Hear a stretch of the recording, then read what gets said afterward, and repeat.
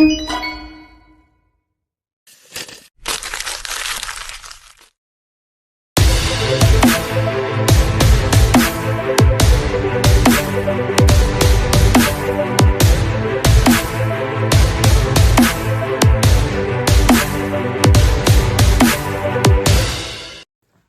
it's time for another selling point. Today, we want to talk about a topic that I'm calling open an adoption agency. Now, were you aware that there's 117,000 foster kids in this country that are eligible to be adopted? Take a breath. I'm not asking you today to go out and adopt a foster child, although that would be certainly a noble and wonderful thing that you could do. What I'm talking about today are business orphans. Now, let me define that for you. A business orphan is a customer of your company that no longer has an assigned salesperson that's there to communicate with them and to touch them several times a year and to uncover new needs and to sell collateral services, to go and gather recommendations, referrals, and testimonials to be able to sell additional new customers. So that's what we mean by a business orphan. So that's what we want to focus on today. And let me kind of make the point by simply saying that the latest survey that I've seen gives the percentages of reasons why people cancel their service with companies. And let me start from the least to the greatest. First off, 1% of the customers die. That happens to all of us eventually. 3% of customers end up moving away to another location outside of where you can sell. 5% of customers cancel because they form other relationships. Now, that may mean that a friend or a relative has made a suggestion to them of, hey, I'm buying this now or I'm using that now.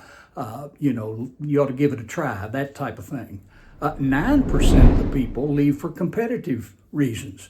And again, you got to realize that your competition is just like you. They're out there every day looking for business that they can take away. And then 14% of the cancellations come from people that are dissatisfied with either the product they bought or the service that's being performed. And then finally, drum roll, 68%, which is over 2/3 of the people that cancel, end up canceling services and products because of an attitude of indifference that the company is showing to them. So possibly there's been a hit and run selling event where this customer was sold and brought on board, and then the salesperson didn't give them any love and any attention. So these people are not feeling the love, so they end up canceling their service. And so this is why it's important for us to talk about this topic today, because if you're willing to open an adoption agency, so to speak, and adopt these customers, you can eliminate all but 2 of the reasons that people cancel. First off, you can't control whether people are going to die on you or not, and also you can't control whether someone's going to move away. And so what we want to do is to realize that would solve 96% of that cancellation issue potentially if you're back in there talking to that customer. So what do you do? How does that work? Well, a few simple steps to follow. First off, whatever the administrative environment is in your location, go and request or procure a list of all the existing customers, and get that list also to include the person that has sold the business. And what you're looking for is that a salespeople that sold an account, that salesperson is no longer in place. That's what made that person, that customer, become an orphan. And so what we're talking about is salespeople that's been reassigned, salespeople that's been promoted, salespeople that have left the company, whatever other reasons there might be, but that salesperson that sold that account is no longer there to keep track of and to service and to show some love to that customer. So a few simple steps and you'll be in a position to open your own adoption agency and potentially keep customers on the books as well as sell additional services. So here we go. So first off, number one, get that list, including the person that sold the account. Secondly, refine that list in order to establish which one of those are actually orphans. If the salesperson's still in place, obviously you don't want to mess with that. That's none of your business. But when you find those orphans, then your next step would be to make contact and schedule a QA visit, a quality assurance visit. And I don't know of any customer that's going to turn down a QA visit. So then the next step would be to go out there and do the QA and make sure that customer's still happy. If they're not, if they're grumpy for whatever reason, then do whatever's necessary in order to make them happy and put a smile back on their face again. And then anything that you saw when you did your QA and your look-see around that business or around that home, then look for additional needs that are there so that there are collateral services that possibly you could sell.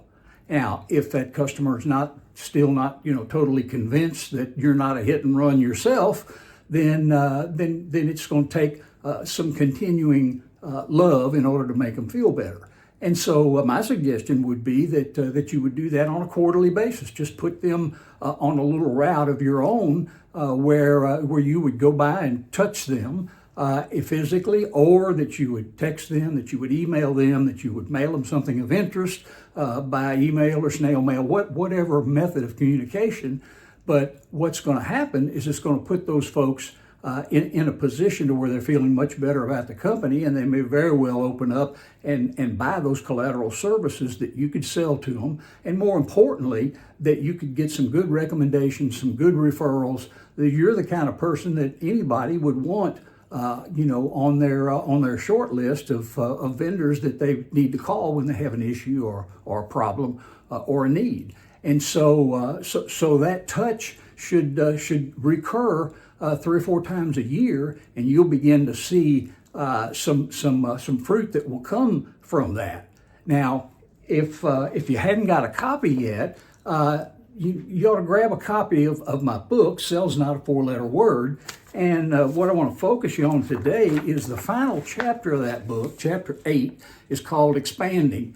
And in that last section of the book, it's 40 pages long, and there are 17 individual topics similar to what I just talked about today. And so if that created interest today, and if you see something there, heard something there that you like, then you ought to grab a copy of the book, go to RobinsonTrainingSolutions.com and pick up a copy there, or you can get it from Amazon or Barnes & Nobles, wherever books are sold, and check out that not only that last chapter, but the entire book. But that last chapter specifically is called Expanding because, once you have a good list of customers, you want to keep them and you want to use those for your own personal business expansion. So check it out and have a great selling week.